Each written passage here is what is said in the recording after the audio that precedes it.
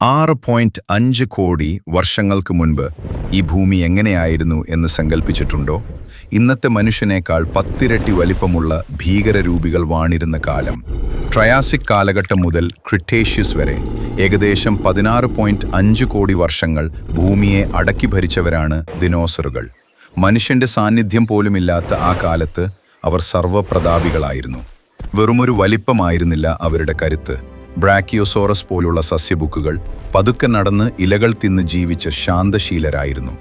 അവരുടെ ശരീരത്തിന് ആവശ്യത്തിന് ഭക്ഷണം കണ്ടെത്താൻ അവർ ദിവസവും 100 കണക്കിന് കിലോമീറ്റർ സഞ്ചരിച്ചു.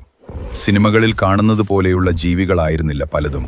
അതെ, ഇവയിൽ പലതിനും വർണ്ണാഭമായ തൂവലുകളുണ്ടായിരുന്നു. അതിവേഗത്തിൽ ചിന്തിക്കാൻ ശേഷിയുള്ള വേട്ടക്കാരും ഈ കൂട്ടത്തിലുണ്ടായിരുന്നു. പക്ഷേ ഒരു നിമിഷം കൊണ്ട് എല്ലാം മാറിമറിഞ്ഞു. 66 ദശലക്ഷം വർഷങ്ങൾക്ക് മുമ്പ് ഭീമൻ ഉൽക്കഭൂമിയിലേക്ക് പതിച്ചു. ഇതൊരു മഹാദുരന്തത്തിന്റെ തുടക്കമായിരുന്നു. തുടർന്നുണ്ടായ സുനാമി, അഗ്നിപർവ്വത സ്ഫോടനങ്ങൾ, പൊടിപടലങ്ങളെല്ലാം സൂര്യനെ മറച്ചു. പ്രകാശവും ഭക്ഷണവുമില്ലാതെ മാസങ്ങളോളം ഭൂമി ഇരുട്ടിലായതോടെ ദിനോസറുകൾക്ക് വംശനാശം സംഭവിച്ചു. എങ്കിലും ഇന്നും നമ്മുടെ വീട്ടിന് ചുറ്റും പറക്കുന്ന പക്ഷികളിൽ അവരുടെ DNA ബാക്കിയുണ്ട്. ഇന്നും ഭൂമിക്കടിയിലെ മണ്ണിൽ അവരുടെ രഹസ്യങ്ങൾ ഉറങ്ങിക്കിടക്കുന്നു. ദിനോസറുകൾ അസ്തമിച്ചിട്ടില്ല.